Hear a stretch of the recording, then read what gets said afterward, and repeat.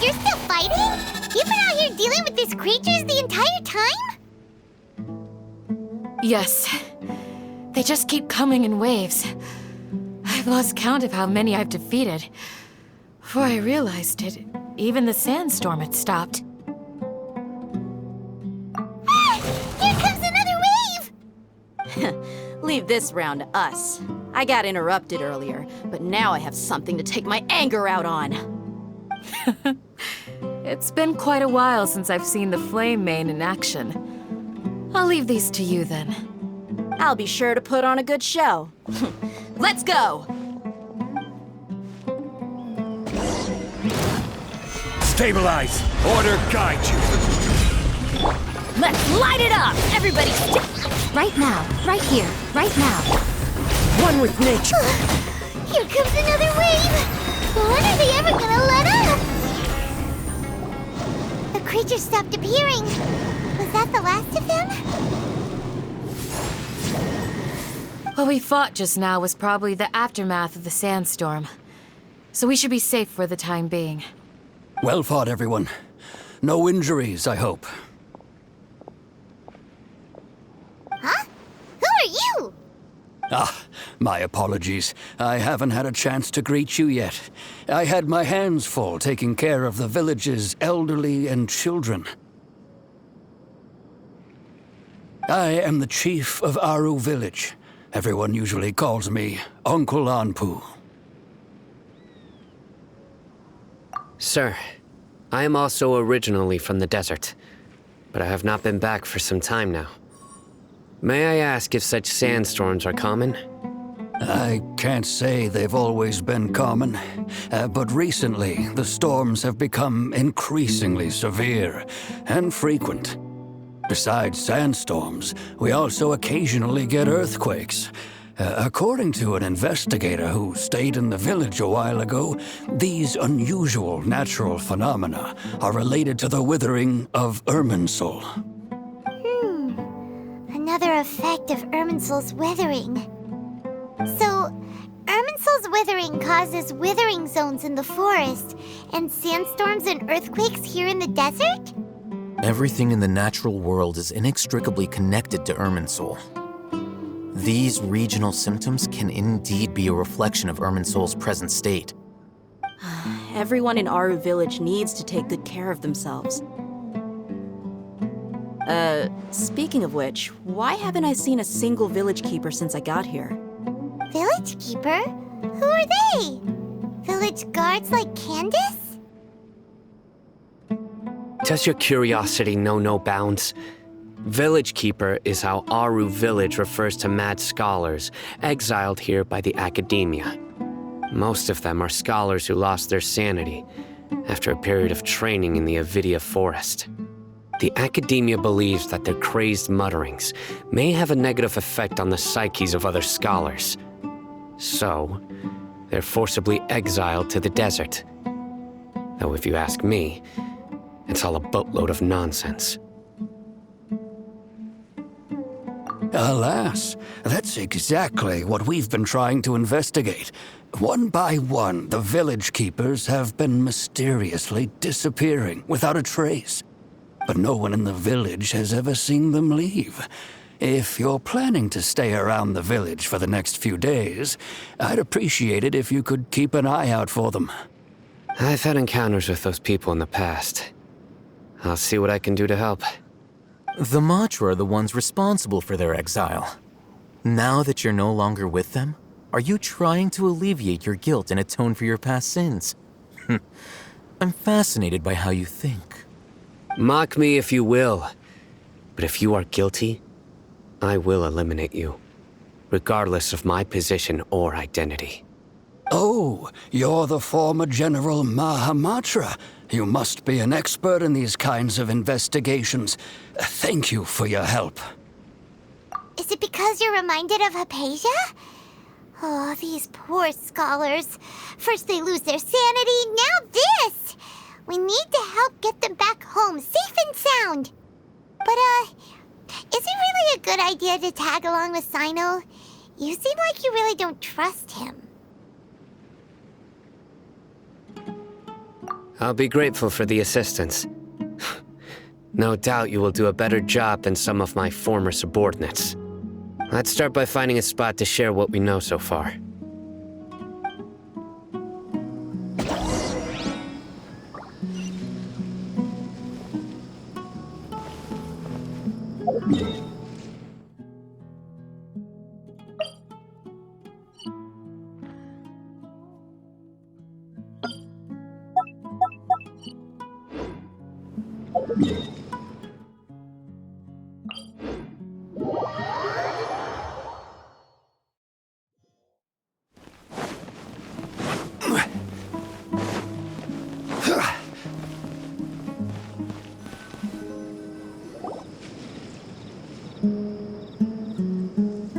Although I've sent myself into exile, I'm still doing essentially the same things as before. Do you still have any questions for me before we start our investigation? One of my former subordinates told me that this title has its origins in a strange incident. The Academia has long exiled mad scholars to Aru Village. A mysterious phenomenon exists here. When mad scholars first arrive, they are as incoherent and deranged as before. But after spending some time here, they invariably begin to calm down.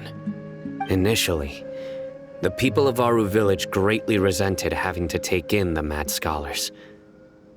But a strange incident one night changed that.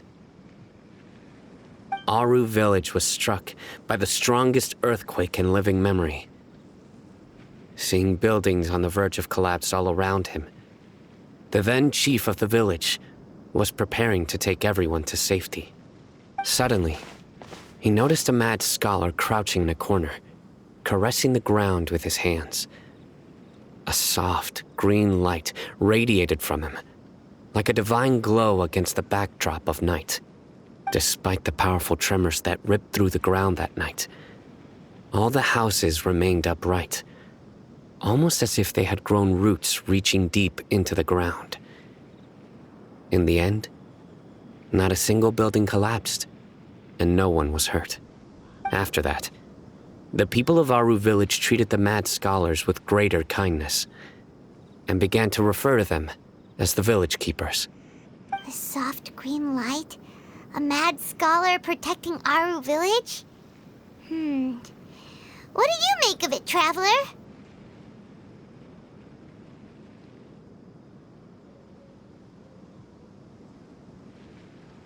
Paimon thinks so too. Actually, Sino, do you know if any of the mad scholars continued to wear their Akasha terminals at Aru Village? In theory, they would continue wearing them so the Academia could still monitor their activities.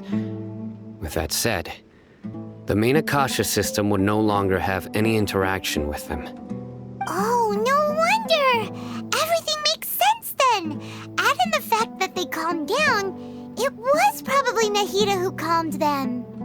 If you are able to draw a conclusion from this one story alone, then it appears you possess much more information than I do. So, what do you make of the story?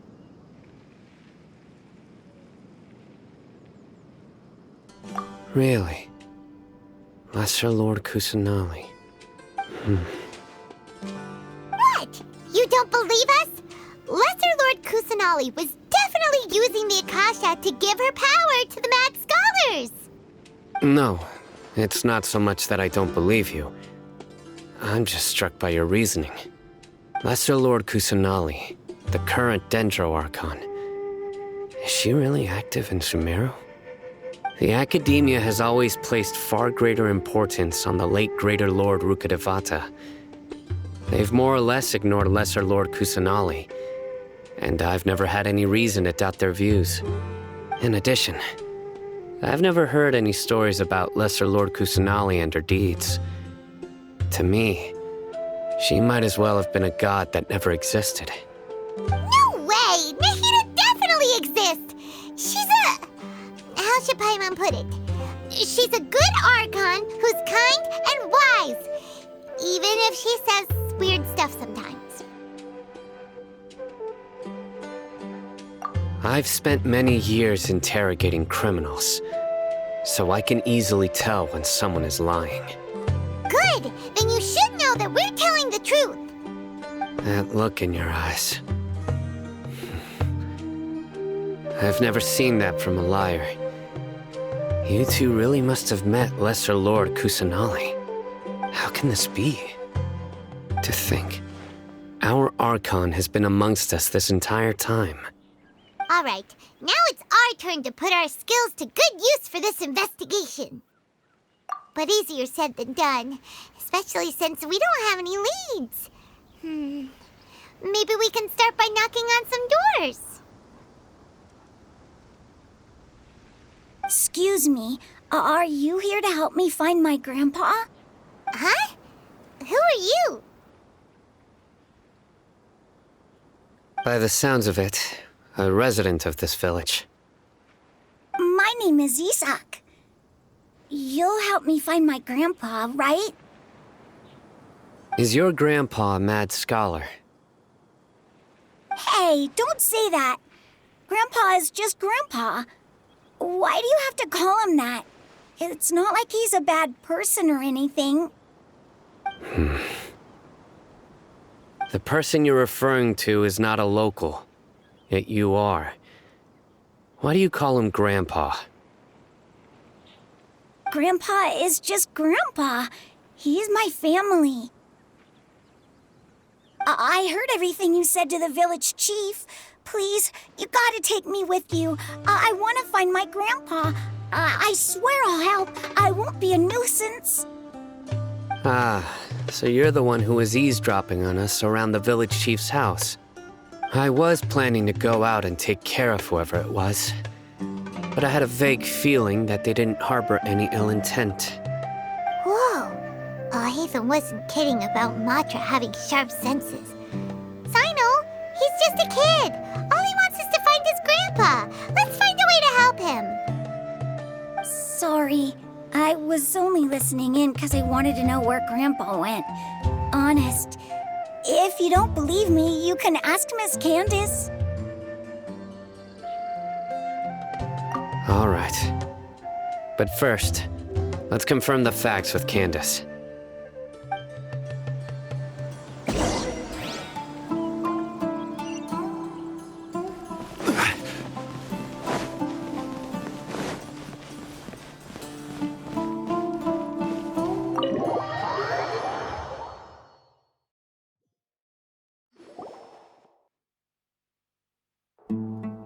Sino is super vigilant.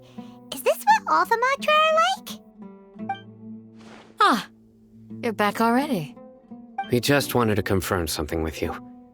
Do you know a boy by the name of Isak? I had a feeling he'd go looking for you. Huh? You knew this would happen? Yes. Although he tried his best to stay hidden, I still noticed him eavesdropping outside the window. He really wants to get his grandfather back. Isak's parents were both Aramite mercenaries who rarely returned to the village after finding employment in the city. He was raised by his grandfather. Unfortunately, it was only a few years before his grandpa passed away. Isak was still very young at the time, so various families in the village took turns caring for him so he could survive. Later, an elderly mad scholar arrived at the village. Isak thought the scholar bore a striking resemblance to his grandfather, and thus often spied on the man. However, the scholar was unkempt in appearance and incoherent in speech. Although Isak referred to the man as his grandpa, he was afraid and didn't dare to approach him. One summer night, The oft mumbling and bumbling Grandpa suddenly calmed down and seemed to become more lucid. He even noticed Isak hiding in the distance. So Grandpa walked up to Isak and patted him on the head. He even took Isak to the entrance of the village, where he patiently taught the boy the names of the stars and accompanied Isak until he fell asleep. The next morning, Isak woke up and wanted to go find his grandpa again, only to realize his grandpa no longer recognized him. However, even so, Grandpa retained his calm expression.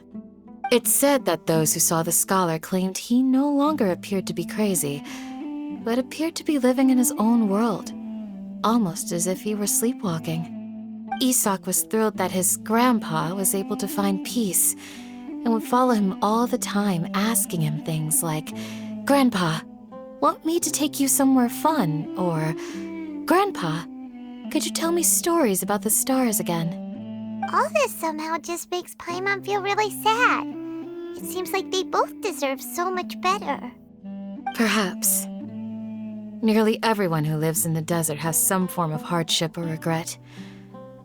But even so, we must still continue on with our lives. It's also my reason for fighting. I must continue to protect this land.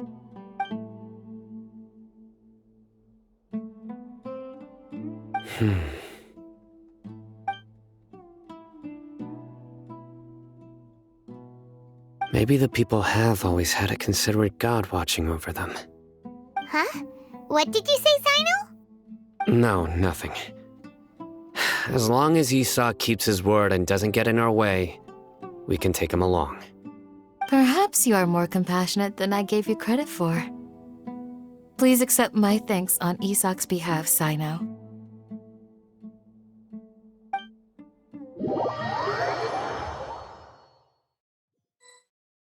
Hey, Isak! Oh, it's you guys! We've cleared everything up. Let's go find your grandpa. Really? Wow! Thank you so much!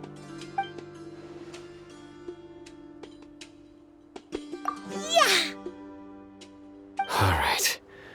Let's ask the local residents some questions first.